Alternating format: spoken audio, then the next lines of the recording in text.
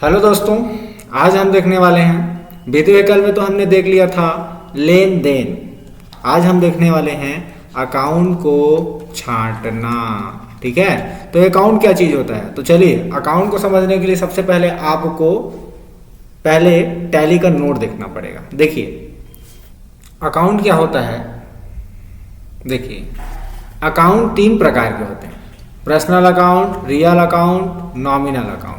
इससे पहले क्या आप अकाउंट के बारे में जानते हैं?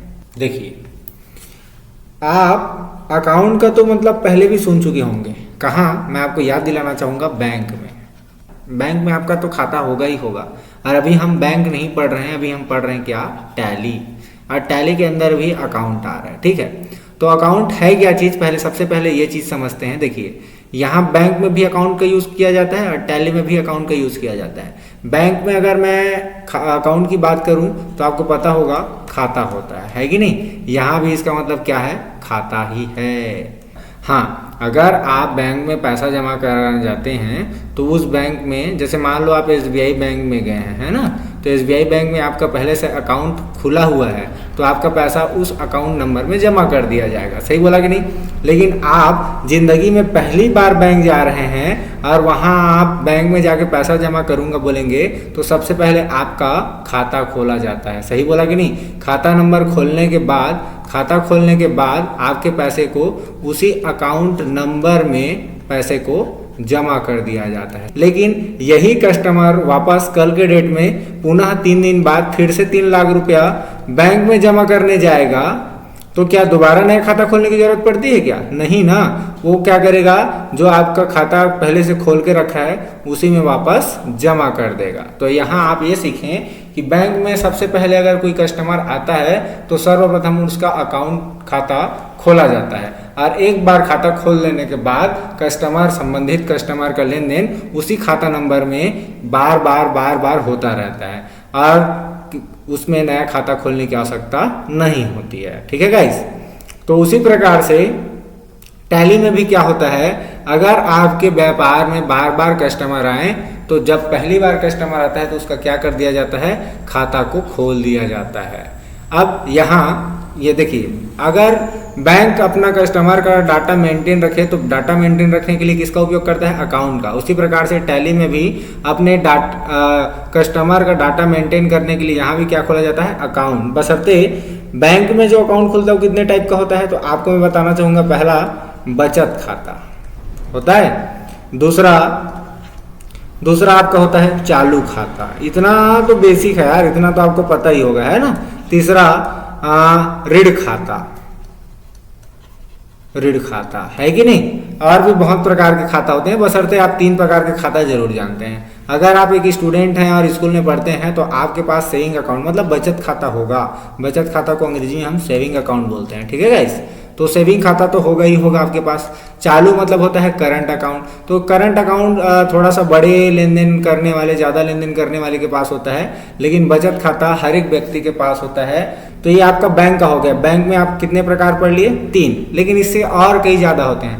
अब उसी प्रकार से तो टैली में टोटल 3 प्रकार के अकाउंट होते हैं। पहला पर्सनल अकाउंट हो गया। दूसरा रियल अकाउंट। तीसरा नॉमिनल अकाउंट। ठीक है गाइस, आई होप आपको समझ में आ रहा होगा।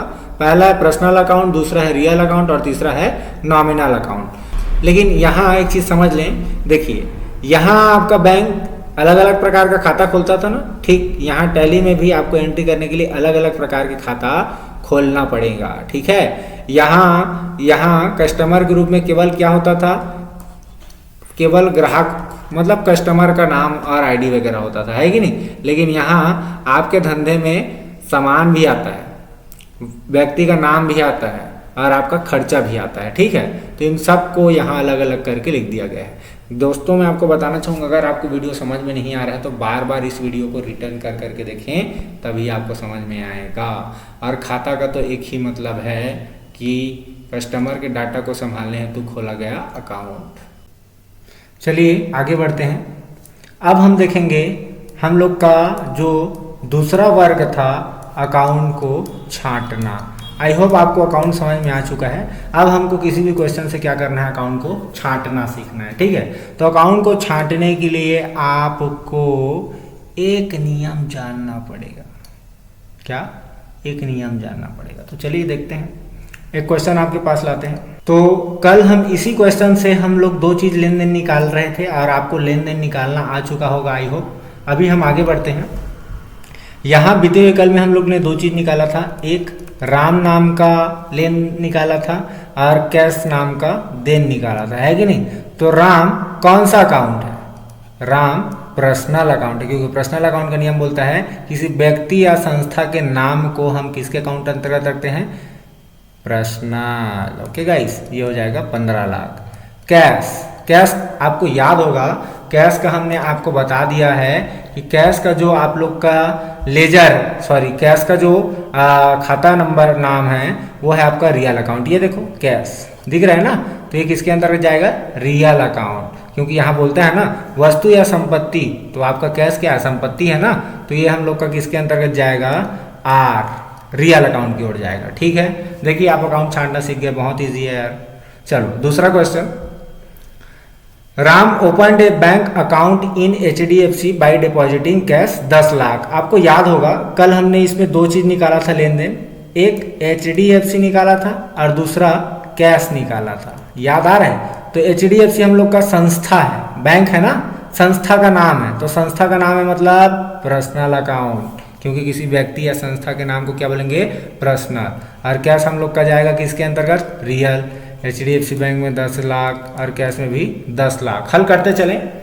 अगला क्वेश्चन देखेंगे, Ram purchase stationery in cash 5000। तो यहाँ भी आप दो चीज निकाले थे, याद कीजिए, एक स्टेशनरी निकाले थे लेन देन, स्टेशनरी, और दूसरा निकला था कैश। तो स्टेशनरी आप लोग का क्या है?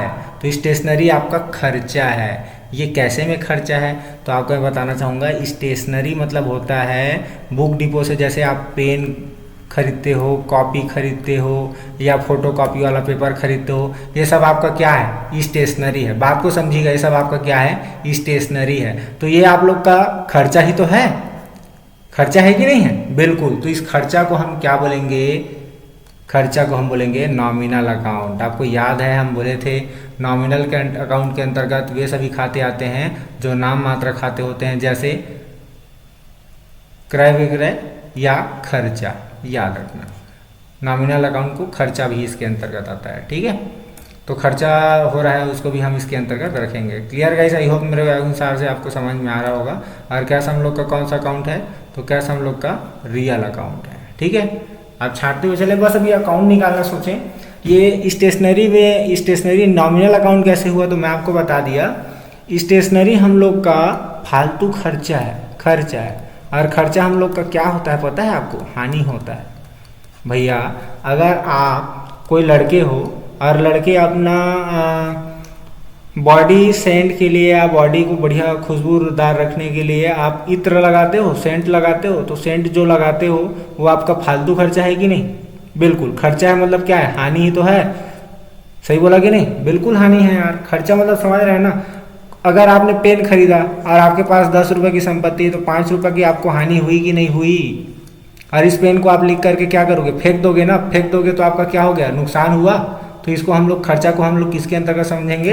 हानि के अंतर्गत। ठीक है, तो हम लोग का स्टेशनरी क्या है? हानि ही तो है। भैया अगर आप धंधा में स्टेशनरी का उपयोग कर रहे हो तो स्टेशनरी का उपयोग करने के बाद तुम उसको फेंक दोगे, स्टेशनरी मतलब पेन वगैरह, तो फेंक दोगे तो तुम्हारे धंधे के लिए नुकसान हुआ कि नहीं? हानि हुआ कि नहीं? तो हानि किसके अंतर्गत आता है? हानि आप यहाँ देख लें, हानि आपके अंतर्गत आता है नॉमिनल अकाउंट के अंतर्गत। आई होप आपको समझ में आ रहा है। और स्टेशनरी मतलब जो आप बुक डिपो से कुछ सामान खरीदते हैं, जैसे पेन, कॉपी, पेपर, संस्था को चलाने हेतु, तो ये सब स्टेशनरी के अंतर्गत ही आते हैं। ठीक है, तो इसीलिए स्टेशनरी को हम रख दिए नॉमिनल अकाउंट की ओर और कैश को रख दिए रियल अकाउंट की तरफ। ठीक है, चलिए अगला काम देख लेते हैं। क्वेश्चन नंबर 5, इसमें दो चीज निकलेगा। आपका निकला था, आपको याद होगा, कंप्यूटर। क्वेश्चन पढ़ लेंगे आप। Ram purchase a computer in cash 30,000। The useful life computer is 4 year only. Okay, तो यहाँ आपने दो चीज़ निकाला था, राम ने कंप्यूटर खरीदा है और बदले में क्या दिया था, कैश। तो आपने दो चीज़ निकाला था कल, कंप्यूटर या कैश। देखिए, जब तक आपका पहला वीडियो क्लियर नहीं होगा तब तक आप दूसरा वीडियो को नहीं समझ सकते। हर एक वीडियो एक दूसरे से संबंधित है। तो कंप्यूटर कितने का, 30,000 का। कैश कितने का, 30,000 का। कंप्यूटर कौन सा अकाउंट है, वस्तु या संपत्ति, रियल अकाउंट, याद रखना। और कैश कौन सा अकाउंट है, रियल अकाउंट ही है, क्योंकि ये भी तो संपत्ति है।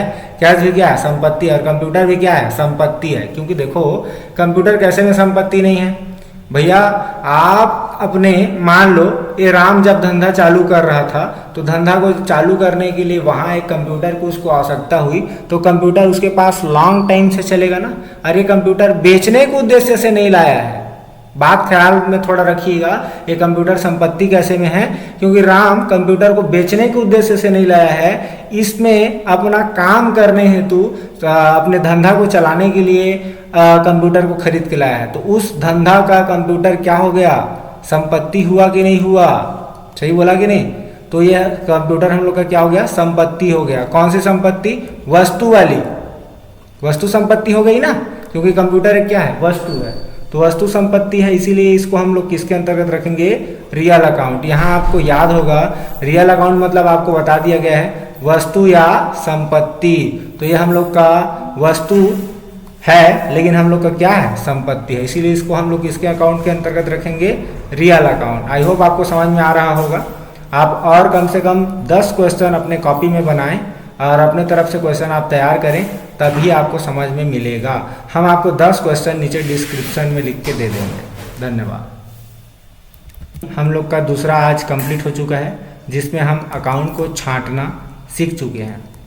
अभी हम लोग का तीसरा काम होने वाला है डेबिट क्रेडिट निकालना। ठीक है गाइस, तो आप अगर पहला वीडियो नहीं देखेंगे तो काम नहीं बनेगा। धन्यवाद, मिलते हैं नेक्स्ट वीडियो पे।